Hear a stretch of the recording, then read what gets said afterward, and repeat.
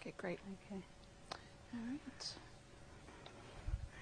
Well, welcome back. Thank you for hanging in there with us, and we're going to have another stimulating hour of talking about fetal alcohol syndrome. Just want to let you know that OMAC and Colville, hi, out there, folks. I was just out there in the last month, and you guys are in the lead. You have 8 people apiece watching, so we're going to give the other people who haven't called in yet a chance to catch up. All right. Yay, attendance. Julie, who haven't we heard from? Okay, just again a brief housekeeping item here. For those of you at the satellite sites, if you have not called in with your attendance rosters, if you could do that, please. We haven't heard yet from, I believe, Forks and Goldenrod, Kelso, Long Beach, and Chehalis, if you all could call in. And then there's a few now that should be calling in on the time frame that I had given you earlier. So shortly, hopefully we'll hear from Newport, Olympia, and then Pasco, Port Angeles, and Port Hadlock. And also for those of you who are on your home computers and watching us via the webcast, if you could also email us and just let us know that you are online with us and watching us, and we can make sure that you get credit for being here. Right. And I guess we have someone from Long Beach. Great. Hello? Hello. Yes, Welcome. I was wondering if we were going to get to what we can do as foster parents and with alcohol fetal syndrome coming into our home. When you're talking about behaviors? Right. Yeah, well, how we're going to start this hour is we're going to talk more about the diagnosis of the central nervous system damage. And then we're going to, obviously, with that, be getting into behaviors and so forth. And then next week, Julie is really going to take the lead and spend pretty much the entire time talking specifically about that, about how are we raising our children in the home. And we really do encourage you to call in with specific questions, especially next week, because, again, no 2 children are affected the same. So if you ask general questions about FAS and you have specific things in mind, my answers might not fit your situation. Okay. And that will Thank be you. next week, Right. almost I the also entire have- 3 hours. Okay, go ahead. Some of the children we are seeing are very large. They aren't small, but they also have most of the facial features. Yeah, again, you know, the things we're looking for the full-blown syndrome are what we've been talking about. Then we're going to be starting to talk about related conditions, which is a situation where you might have a child who has maybe some of the facial characteristics, but not all of them, not enough to get the full diagnosis. They may have some facial features and hardly any of the growth deficiency, or they may have some growth deficiency, but not much of the facial features. And essentially your problem, though, is going to be coming out through the central nervous system damage. And again, these physical features can come and go. And, I mean, at the clinic, we will, I mean, if a child comes in and they have all of the classic facial features of fetal alcohol syndrome and also unrefutable evidence of central nervous system damage, and we know that there was adequate alcohol exposure to cause those central nervous system issues, even if that child is not growth deficient, especially if we know that the growth deficiency may have been affected because mom quit drinking during that last trimester, really slowed down, went into treatment, whatever. It doesn't mean that that child will not get a diagnosis of, what they'll probably get is a diagnosis of atypical fetal alcohol syndrome. And what the atypical means is that basically the growth deficiency just is not there, but everything else is. All right, thank you. You're welcome. And, you know, it reminds me of a young man that was very small when he was adopted. As a matter of fact, his foster mother told me that she put layers of clothes on him so the neighbors wouldn't think she was starving him because he was just so tiny. Well, he is now in his 20s and he's 6 feet tall and weighs 185 pounds. And even though he had all the classical physical features, including the facial features, he now has pretty much normalized in his looks. But even with an IQ of 107, continues to have problems. And I know as a teenager, he was in every detention center in the state of Washington, as I recall. We'll talk more about the behaviors and so forth. So thank you for your call. Anybody else out there? Okay.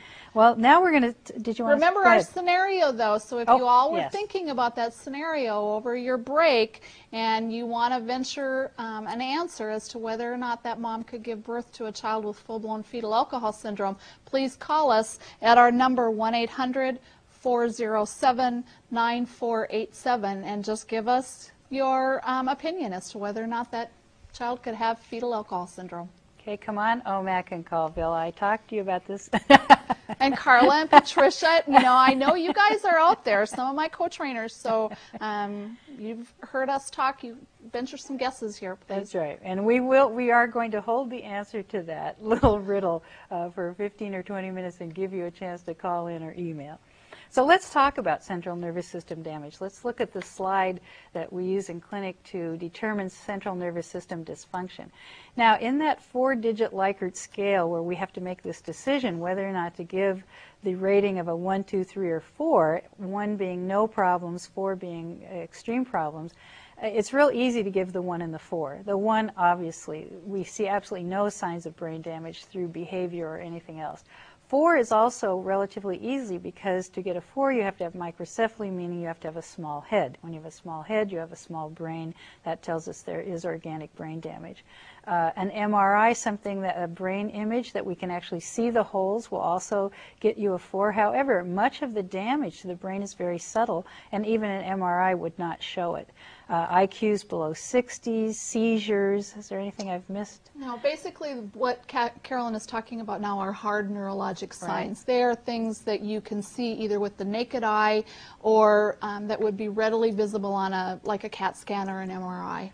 All right, so if you go back to that slide again, where we have trouble is looking at the 2s and 3s. And, you know, the team at the University of Washington has trained teams around the state, so there are 7 diagnostic clinics in the state.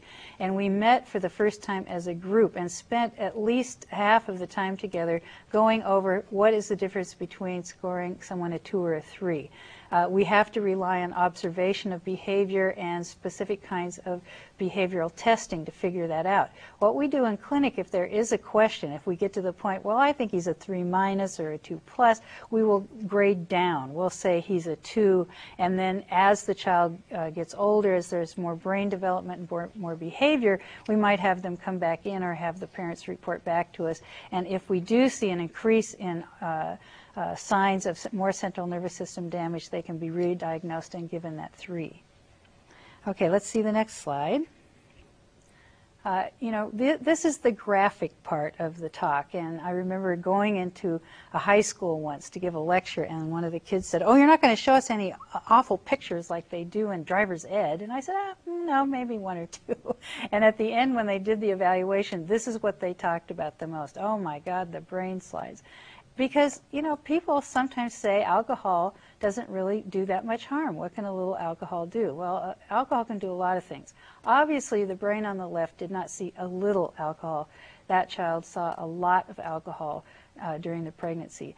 Both of these children were full-term, 9-month pregnancies. The brains should be the same size. The child on the right died of cardiac condition after birth. There was no exposure to alcohol, cigarettes, drugs, or anything else. The other child died from the complications of being exposed to a tremendous amount of alcohol during the pregnancy. If you look at the next slide, it's a cross-section of that healthy brain, and keep in mind that little measurement in the top left-hand corner.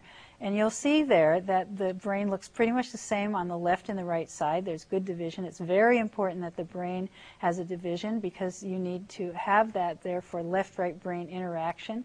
If you're into brains, the coloring is very good. There's lots of indentation, lots of mass, lots of place to store neurons and dendrites and so forth. Now, the next slide is no one that you will see walking on the planet, and it actually shocked me to realize that this child actually lived for 10 days. But when people say alcohol can't really cause damage, I want you really to keep this slide in mind because this is what alcohol can do. Alcohol causes structural changes in the brain. That's what it does. Absolutely. And, you know, brain damage is what brings people to the clinic. I mean, it's not that necessarily that their children are tiny or that they have small, you know, palpebral fissures. Right. And it's the same for, you know, the reason my kids have IEPs at school or are on behavioral plans. It's because their brains are structurally different. And, you know, oftentimes we hear parents and they say, well, oh my gosh, my child may be a serial, you know, murderer or an axe murderer or something else.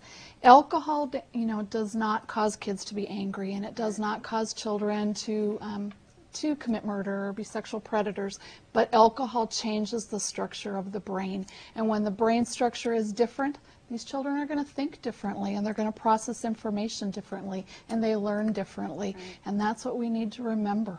And again, thinking about how much alcohol can be safe. Again, Dr. Clarence says, you know, the gospel according to Sterling is what we say. But, you know, 3 ounces of alcohol, 3 beers, 3 glasses of wine, 3 shots of whiskey, 3 wine coolers in 1 week can possibly cause some kind of damage to a fetus. Now, if this was a glass of wine and I drank it, I'm a fairly large person, although I'm sure TV is putting on at least 50 pounds. Just so you know that, about both of us. Both yes, of us, yes. Yes. But, you know, this drink in me is not going to cause me a lot of trouble. But if you think about a 14-week-old fetus, which is about this big, and think about that, you know, I always say, would you, if you could, remove the fetus from the womb and place it in a glass of wine while you drank one?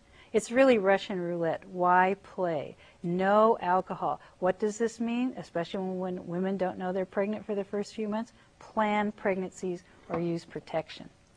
Okay, now we've gone through all of the diagnostics here, and let's see in the next slide what, if you went to clinic, you would come out with after having looked at growth, looked at the brain, looked at the face. And this is an example, you can't read this, but it's an example of what would be the explanation of one of the categories that might come up from that 256 possible combinations of the things that we talked about. When you leave our clinic, you will have about 2 or 3 pages of handwritten notes with resources and the results of the evaluations. But then within about a month or so, you will get an actual 7 or 8 page typewritten report that will look like that cover sheet that you just saw on the slide, and it will go into way more depth about what everybody on the team found and what their recommendations were. And you know, in all the research we've done over the 10 years or so that the clinic has been going on, we have found that all the parents pretty much say, you know, I would recommend for any family to do this, even parents who didn't find that it helped that much. And frankly, the saddest parents, the most troubled parents, are the ones who leave without the diagnosis, and they're sure they have found finally the thing that has caused their child and them all the problems, and then that's not the problem. But it is very important to diagnose. The children, believe it or not, will say, gee, I knew I wasn't stupid. I just didn't get it. I didn't know what was going on. And the birth mothers will call me and say, you know, you're not going to believe this, but my child is trying to make me feel better. They're trying to make me feel that it wasn't my fault and telling me that that I was alcoholic, I didn't know any better, I didn't know I was pregnant, whatever. I mean, truly, you are fortunate to have a child in your home really that has this disability, and that they just bring so much beauty and grace to our lives. I mean, Julie will talk quite a bit about that next week.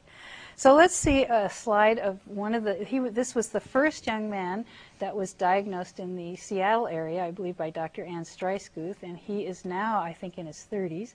He has full-blown fetal alcohol syndrome. He, unlike many of our children with FAS, does have the IQ below 70. And if you think about it, this is the leading cause of mental retardation in the Western world.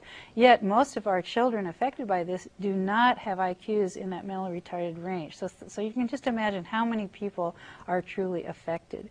So you can see he's very small in stature, and I understand that even now in his 30s, he is still that tiny. He is, and he still lives in this area, and he's actually been quite successful in his life, I think. You know, I mean, he hasn't been involved in the justice system. He's lives with his adoptive mom, and he completed school and works in a sheltered workshop and all of that. But the biggest concern actually right now is his mom is now in her 70s, and a lot of people who know him and know his family are concerned about what will happen to him when his mom isn't either able to take care of him anymore or she passes away, because our children with fetal alcohol syndrome are going to need cradle-to-grave services. Absolutely. And you know, if you remember the slide with the 4 pictures of the little girl starting at 4 months of age, she's now also in her 30s and is in the same situation. Her life has been good. She's been successful for the disabilities that she's had to deal with, but it's because she has had an incredibly good home to live in. She also has an older adopted mom. We are worried what is going to happen to our children. Dr. Streisguth, when she came out with her secondary disability report looking at people with FAS over their lifetime in 1996, and she's still continuing the study, found that the common outcomes for adults with fetal alcohol syndrome are incarceration, homelessness, and I think higher rates of suicide. These are not good outcomes for our children. Cradle to grave, it's a tired message, but it takes a village to raise our children, and we need all the help we can get. Foster parents, ask for that extra help. Ask for respite. Bring respite to your home. We'll talk more about this when we talk about interventions. Don't have the children leave the home, because it's usually more work getting everybody back on schedule and in their structured life, and you don't get that much rest. But you do have to advocate for these children and yourself. You do need more respite. You need more money for medical therapy. There's going to be many trips, as Julie will talk about, to school, talking about IEPs probably, so forth and so on. And doctor's visits and everything. And doctor's visits. Well, we've been talking specifically about FAS, and we're going to move and make this broader and include what has been called many things: FAE, fetal alcohol effects, ARND, alcohol-related neurodevelopmental disorder, fetal alcohol-related conditions, on and on and on and on.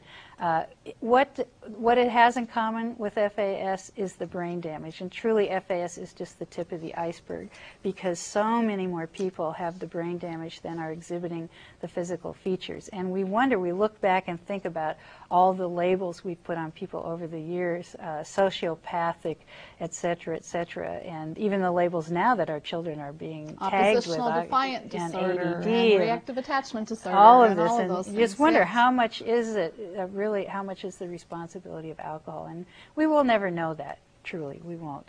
It's really hard to figure out exactly which behavior we can relate to which drink. It's also the fact that we have to look now at the new brain research, which is showing us how important nurturing is, how important those first few years after birth are, and proper nutrition and attention, eye contact, all those kinds of things. But FAS indeed is just the tip of the iceberg, and especially when we think about our teenagers who outgrow the physical features. And the next slide is a teenager who, look at her, beautiful, gorgeous. She was diagnosed with fetal alcohol syndrome, sweet girl, and has had many problems. I believe she was even in a gang at one point. Her mother would say, "Oh my gosh, you can't believe some of the people she brings home." And I asked her once, if you saw a fellow dressed in a tuxedo and well kept and groomed, and then saw somebody in ragged clothes who smelled like alcohol and urine, who would you speak to first? And of course she said, "Oh, it doesn't matter, all people are the same." Well, that's a beautiful thought, Right. but in reality it can cause problems. I remember another story her mother told me is that she made it through high school, I think special ed, but she graduated, she got a driver's license, and she has a lot of memory deficit. One night she was going to the store to buy something. She took her purse, she took her driver's license, she got in the car and took off and became disoriented, did not remember where she was going or why she was going somewhere. She saw a freeway entrance sign, and that was familiar to her. She got on the freeway. She lives in Kirkland. 2-3 hours later, a phone call to frantic mother. "Mom, what's Mount Vernon?" She had run out of gas in Mount Vernon. So they had to go up and get her, bring the car back, and then they made sure that she left the house with money. She left the house with a full tank of gas. She left the house with directions, a list, all the things that would help her, the structure we need to provide. However, what do you think might happen if she had a flat tire and a car full of drunk fellows pulled over to help? Well, she would get in the car. No problem. Well, fortunately, she is now married and happy, and this person she's married to understands her needs, loves her, cherishes her, and she is doing well. Yes, I think. she is. Okay, the next slide excuse me. The next slide is something I sort of alluded to when I talked about the fact that you can't really decide whether or not alcohol is responsible for a particular behavior or all behaviors. It does have a subtle effect on the entire brain.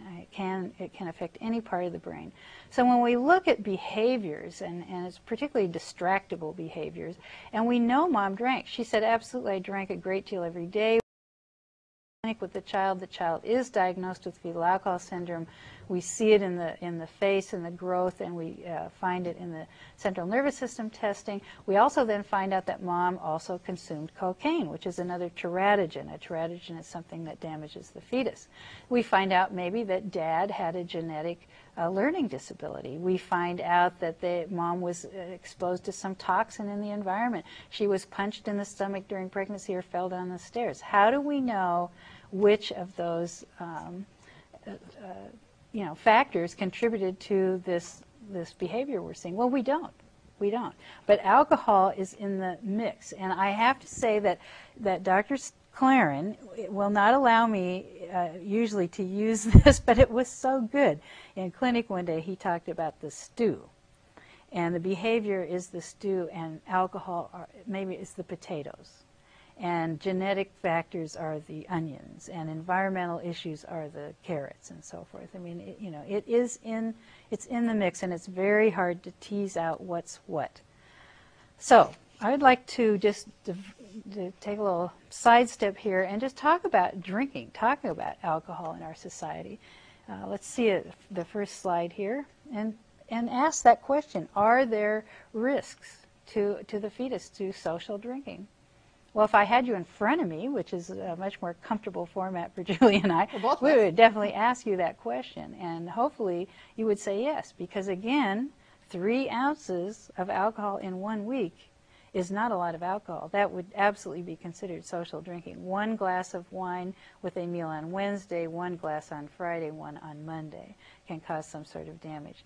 Why are we concerned with even a small amount of alcohol consumed during social drinking? Also, the other thing is social drink. What does that mean? What is social drinking? Exactly. To an alcoholic, social drinking can mean a 6-pack. I remember when I worked with the youth program, I found one of the boys had gone off the wagon over the weekend. Of course, the kids tell you everything. And when I talked to him about it, he said, I just had 1 beer. Well, it was a 40-ouncer. To another fellow, 1 beer was a case. So again, when we think about doctors talking to pregnant women and saying, oh, if you're stressed out, have a glass of beer in the evening.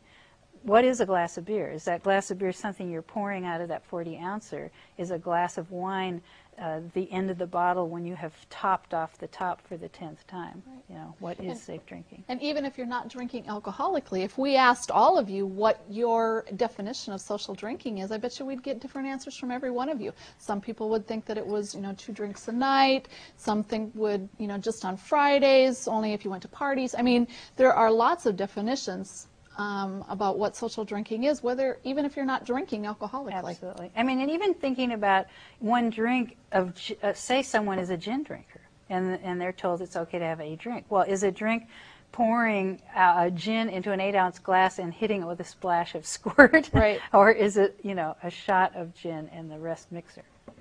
Okay, let's see the next slide. So why are we worrying about social drinking? Well, in a newborn, these are very serious things, and before, miscarriage is very serious, stillbirth is serious, low birth weight, and the behavior problems we see, even from small amounts of alcohol. It's not worth it. Next slide, please.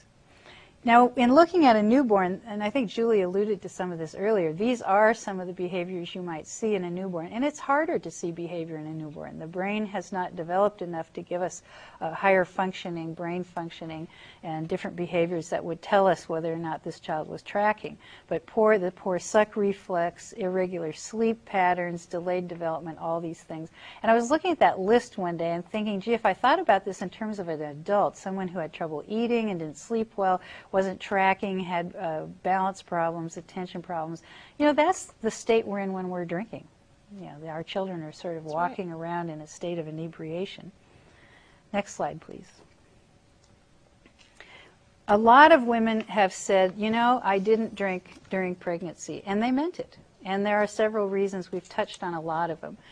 One could be that they think that wine coolers is is not drinking. That's not alcohol. Or a glass of wine is not alcohol. Then only hardcore alcohol out of the bottle is alcohol. Well, alcohol is alcohol is alcohol. It doesn't matter if it's in your wine cooler, in your gin bottle, in your beer, whatever. Alcohol is alcohol. And it is the alcohol that is the thing that is dangerous. It doesn't matter if it's dressed up in a fancy bottle with a big price tag. So it doesn't matter that you've had celebrated getting pregnant with that Dom Perignon or Mad Dog 2020. It is alcohol that's going to cause the damage to the fetus. Also, women say they didn't drink because they were told by the doctor to, so it's not drinking, it's medication. It's a prescription. Yes, and of course denial. That's right. That's the biggest. And the other thing, one of the big things too is, what's pregnancy? I mean, we've asked you what is social drinking, and I know that we could come up with different answers, but we could ask you too, what is pregnancy? And is it from the time of conception to delivery, or is it the time from knowledge to delivery? Mm-hmm. And there is a window there in that early part of pregnancy that women do not know that they are pregnant. And so if you ask somebody, did you drink during pregnancy, and if it was before they actually knew that they were pregnant, they may say no. That's and right. Believe that. And remember the peace sign. That's right. The first 2 months are critical. So of course, it's very dangerous to drink during that time when you don't even know whether you're pregnant or not. Next slide, please. So, if we have this information about fetal alcohol syndrome, the Surgeon General is even warning us on labels that it is very dangerous to drink during pregnancy. Next slide, please. And, why are we still drinking? Well, because it is the #1 drug of choice in America. People have told us that they celebrate everything with alcohol, including knowledge of pregnancy. I found out I was pregnant, and we went out and bought a really great bottle of champagne. Unfortunately, it is not uncommon to find in birthing material, and I did find this in a friend's Lamaze literature, what to bring to the birth. Bring a car seat, bring blankets, diapers, etc., etc. And it said, and if you would like to celebrate the birth of your child, bring a couple of glasses and a bottle of champagne, and we'll be happy to chill it for you. Then under that it said, and by the way, breastfeed for a year. It's very healthy for the baby. Yeah. So these are confusing messages. Very confusing. Next slide, please. Well, of course, the liquor industry is not helping us, are they? They have their head in the sand sometimes. I shouldn't say that on television because the liquor industry is trying to help us in different ways, but not enough. And that was a real ad. We didn't make that up. I was looking at it and trying to figure out what is the message. If I drink enough Dewar's, I don't have to be afraid of anything. And I looked at that and thought, I'm not sure I want to be in that position exactly. That's right. That's right. Okay, next slide, please. The other thing that is very upsetting to me is how they're advertising to younger and younger audiences. Now, I wish I had a slide that showed the Budweiser Frog ads, because those ads, even though the train ad and the Bud Frog ad don't tell our children to drink, they are grooming the next generation of consumer. They are making it friendly and fun to have alcohol in your life. And I was shocked at how I helped to raise a child who's now 9.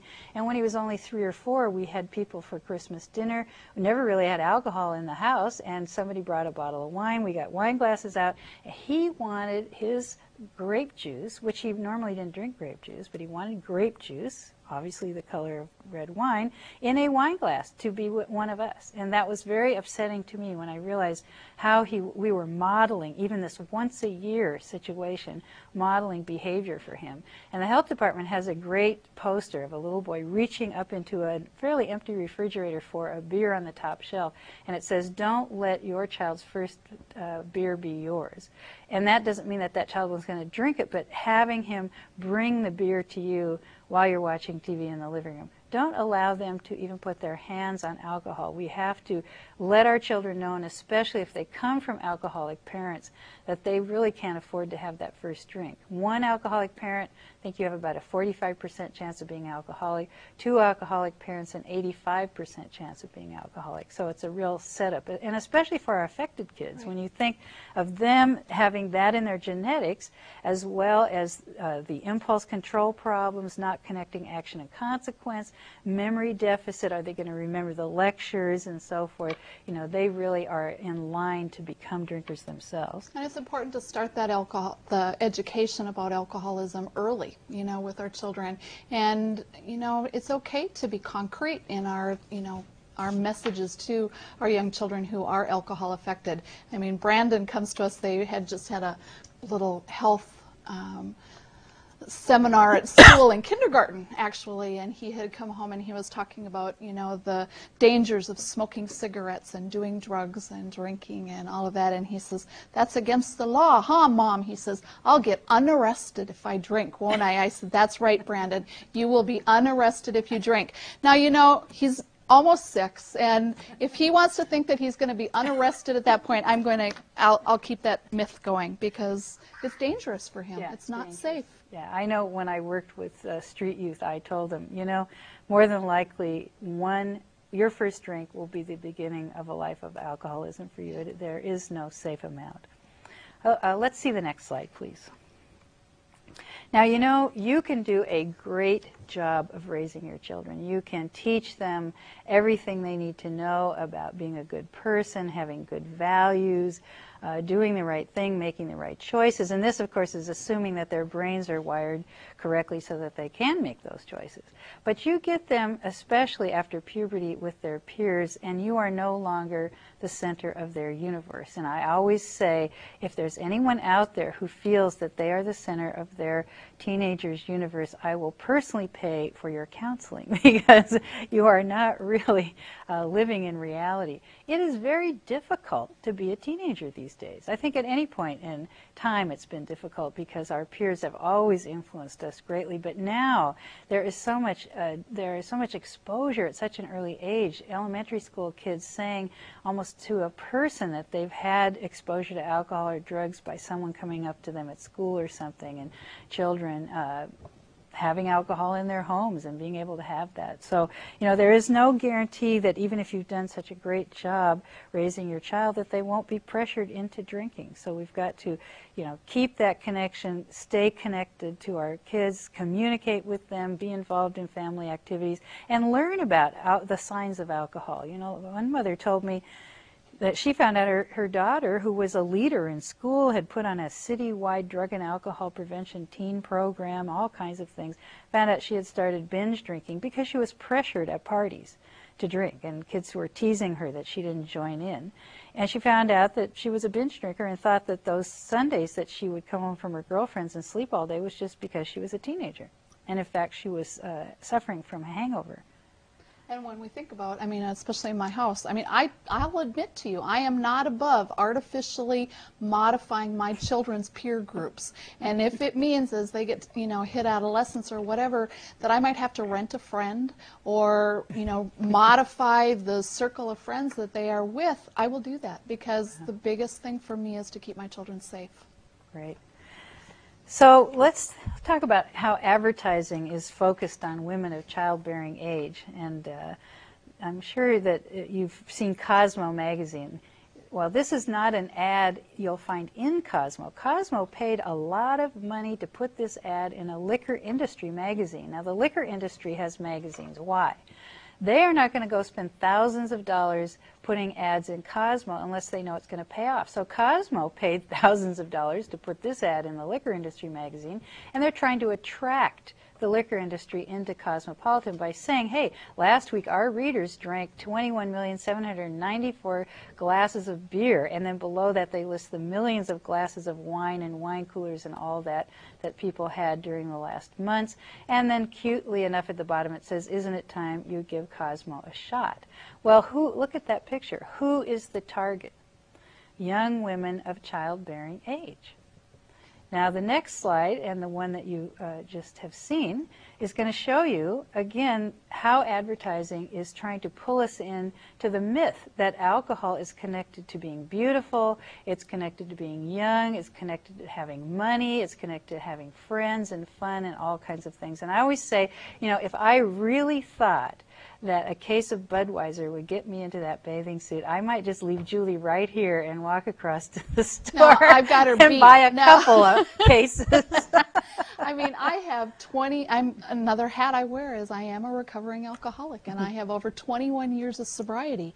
And, you know, I'm 47 years old, I'm pretty intelligent, I've been around the block a time or two, but I think about, you know, the impact that those kinds of media and messages have on us, and I agree with Carolyn. I mean, if somebody really could guarantee to me that a six-pack of Budweiser a night could put me in a bathing suit and I would look like that, you know, I would be maybe seriously tempted to leave here. And it is, I mean, this is dangerous. These are dangerous messages for our young people. Yes, it is. Years ago, they had a great series on late night TV when teenagers might be watching of Myth and Reality, it was called. And it had ads like that, like the Miller ads, everyone cheering together, having a great time. Everybody looked healthy, looked wealthy, etc. And then it flipped to a scene at a party, someone being sick in the corner, somebody starting a fight, somebody being, you know, kind of pawed at by somebody, you know, police arriving, the whole thing. And unfortunately, they didn't last long, but I thought they were very powerful. And that's what we have to do for our children. Tell them the truth. You know, when I work with kids around alcohol issues, the first thing I say to them is, you know what? People drink because it's fun. Yeah. Tell them the truth. That's the truth. You know, then you can start talking to them about the other realities, but we do need to be truthful with our kids, and then we need to teach them coping skills, because they start drinking because they can't cope. When they don't have proper coping skills, they will go to whatever they've seen, if they've been raised around alcohol, or the peers will pull them into it. And if we're talking about reality, the next slide, I think, you know, if we're going to talk about fantasy versus fact, the next picture here is, if I remember back to 21 plus years ago when I did drink, this is what I truly looked like. It certainly wasn't the girl in the Budweiser bathing suit. But you know, people tell me, yes, indeed, that when they were drinking, they did think they looked like that girl in the Budweiser ad, but in fact, they didn't. But actually, you know, women get a bad rap around alcohol. We only have half the enzyme in our body to metabolize alcohol that men do. So truly, ladies, we are kind of cheap drunks. And also, we have a bad reputation around alcohol. If all of the women that were here in the studio went out for one drink after this broadcast, and we did that every Tuesday night for a month, we would have a reputation. That's right. You know, the fellas can go out almost nightly even, and it's just a night out with the boys, and who's counting the drinks? And if there are men out there, thank you for coming. I do appreciate you. I do need you to help us raise our children, but help our women as well. Again, I want to emphasize that women do not drink to harm their unborn children. And the next slide is a dear friend, Linda Lefevre, who is such a fabulous advocate in the field of fetal alcohol syndrome, and her son, Danny, who's now 19, and this was taken shortly after the diagnosis. And he, I want you to know, has graduated from high school. He has 5 or 6 or 7 gold, Special Olympic gold medals, and is doing well because his mother has held him dear. His mother has created a safe, structured environment for him. But she has gone through it, and she has written a book called Cheers, Here's to the Baby that really talks about this whole episode of drinking and the resulting fact that she had a child with fetal alcohol syndrome. So she talked about finding out about this diagnosis, going into denial immediately afterwards, and then realizing that she was going to have to be there for her son for the rest of her life, and has, as I said, been an advocate and is part of the Family Research Institute out there. If you get Fast Times, if not, you should, because that is a newsletter specifically aimed at parents that will talk to you about research that's in the field right now, as well as behaviors and interventions and so forth. But she talks in the next slide, these are Linda's slides that are coming up, she talks about what it was like for her to get sober and what it was about for her drinking. And she said, you know, it wasn't about emptying the bottle. It was about trying to fill up all the holes. And the holes were loneliness and sorrow and fear and self-esteem issues and shame and all kinds of things. Women do seem, in I think many cases, to drink for different reasons than men do, and they get sober for different reasons. Women tend to get sober more often around their family issues, to get their children back or save their marriage, than oftentimes many men. You'll talk to them and it'll be more conversation about losing their job or their home, and I mean obviously of course losing their family, and they're attached to that too. So she decided to get sober, and she was very excited about that and was looking forward to sobriety. And this next slide is also her rendition of what her life of getting sober was going to be like. It was going to be like falling into a sea of daisies. The next slide was her realization of the reality.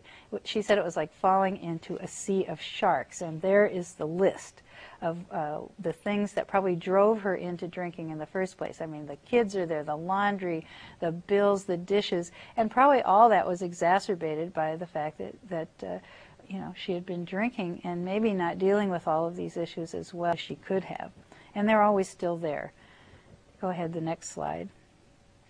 She talks a lot about, you know, the prison of guilt and shame. And think about that. Just alcohol issues for women create a prison of guilt and shame for them. But if you end up having a child who has been affected by your drinking, the devastation is incredible. We've had some women come into clinic with their birth children who had about 2 or 3 years of sobriety behind them, who just couldn't take the reality of the diagnosis, thought they were prepared for it, but really weren't. It takes a very brave woman to come in with her child to clinic and to hear this news and then continue on in sobriety and continue being there for that child and being that structure. And really those keys are inside of her. And many times how to get those keys to unlock that gate is through motherhood, that they recognize, like Linda did, how important it was for her to be in her child's life. So she said in the next slide that, you know, there was light at the end of the tunnel, and there was a way out. But you know what? That light shines on reality. And in the next picture, you'll see what the reality for Linda was at the time. This is a picture of Danny when he was 5 or 6. And you know, this was kind of, he's 19 now, so this was kind of the format of pictures back then. The photographer didn't know Danny or anything about him. She looks at this picture even today when she lectures and cries because she says this is the agony of fetal alcohol syndrome. The bottom picture is Danny seeing a bunch of kids out on the playground. He runs out there. He wants to find out, you know, what's going on, and quickly he's on the sideline. Now, if any of you have figured out the answer to our question about will mom have that baby if she drinks around the 19th day, this would be a good time to call in. And also, why do you think that picture of Danny, the top picture, was sad? Tell us, what do you think happened when he saw those kids out on the field, ran out there to join in, and was on the sidelines? Within a very short period of time. Within a very short period of time. So we're waiting for input here. If anybody wants to email us, we'll be happy to answer questions, happy to take online calls, answer anything you want to know. And we were waiting for those answers to our little story. Mom drinks a lot, gets to day 18 in the pregnancy, stops drinking, starts drinking day 25 until the end of the pregnancy. Will her child be diagnosed possibly with fetal alcohol syndrome? Anybody out there want to venture a guess? Not yet. Well, time's going to force us to tell you the answer. That's right. I think you all know that too. You know that if you hang out there long enough, we'll have to tell you the answer to our questions. Go the ahead. answer actually is no. The chances of that child having the full-blown fetal alcohol syndrome, especially if, I think we had a couple of different scenarios going, and I had kind of said if she didn't drink at all until the 15th week of pregnancy. But even if she is a binge drinker and for some reason wasn't feeling well, was in detox, her pattern of drinking was only to drink on Friday and Saturday nights, and so she didn't drink, you know, Sunday through Thursdays, and she happened to miss that window of the 19th through the 23rd day, chances are that that baby will not have this set of facial anomalies. Now, the eyes may be a little bit small.